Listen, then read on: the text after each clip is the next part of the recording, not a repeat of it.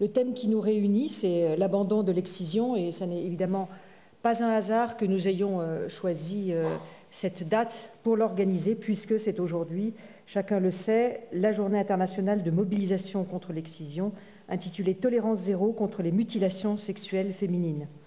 Nos travaux, vos travaux aujourd'hui, permettront d'informer sur les enjeux de ces pratiques, d'analyser leur impact sur les filles et les femmes, et surtout, nous l'espérons, de proposer des actions concrètes. Et il suffit d'avoir, comme vous, vu une seule fois une image, une photo d'une fille, d'une femme qui a subi ce traumatisme.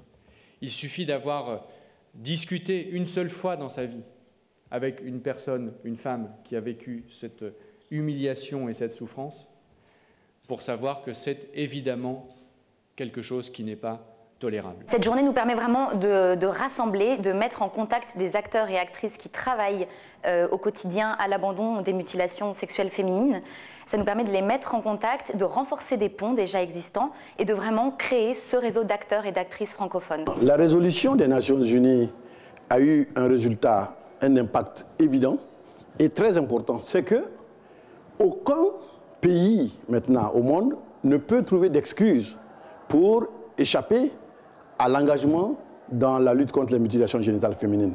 Pour nous qui évoluons sur le terrain, c'est extrêmement important parce qu'il y a des leaders politiques, des gouvernements qui nous disent « Écoutez, je ne peux pas aller à l'encontre de mes populations, je ne peux pas prendre de décision. » Mais puisque le monde entier, maintenant à travers l'ONU, a dit non, il n'y a plus d'excuses. Donc ça, c'est l'impact numéro un. Deuxièmement, dans cette résolution, il est demandé au secrétaire général des Nations Unies de faire le point de la situation de l'application de cette résolution tous les 2 ans. Donc, ça veut dire que les pays auront à rendre des comptes.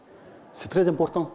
Parce qu'avant, chacun donnait les rapports comme il voulait ou ne voulait pas en parler. Maintenant, c'est une obligation. Sur notre territoire, nous avons développé un droit assez solide en la matière, puisque désormais, non seulement le fait de pratiquer une mutilation sexuelle génitale, mais même le fait d'inciter à subir une telle mutilation ou à la pratiquer est passible de sanctions pénales, et les peines sont assez lourdes. De grands procès ont eu lieu ces dernières décennies qui ont, je crois, sensibilisé l'opinion publique et sans doute changé le comportement d'un certain nombre de familles. Well, it is important to dispel misconception about religion and female genital mutilation. And this could be done through the informed religious leaders.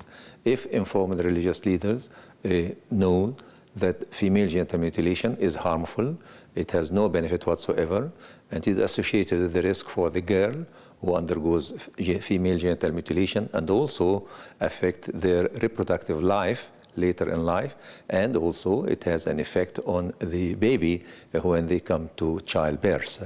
And the fact that it is done on a religious basis is not true, because the Holy Quran does not mention female genital mutilation explicitly at all. L'excision, cette mutilation génitale, le couteau, la lame de rasoir, l'outil tranchant, parfois rouillé, brandi par l'exciseuse qui déchire et supprime l'organe de plaisir. Maintenant, on a une réponse à leur donner. Non seulement on peut leur proposer une réparation, mais surtout libérer leur parole.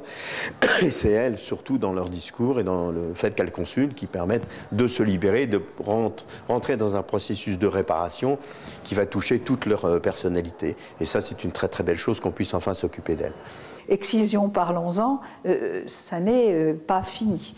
Et que le combat, parce que c'est un combat, doit bien entendu continuer. La justice doit toujours dire l'interdit. Quand les preuves sont rapportées, poursuivre, condamner, mais il peut y avoir une certaine adaptation dans le type de peine prononcée.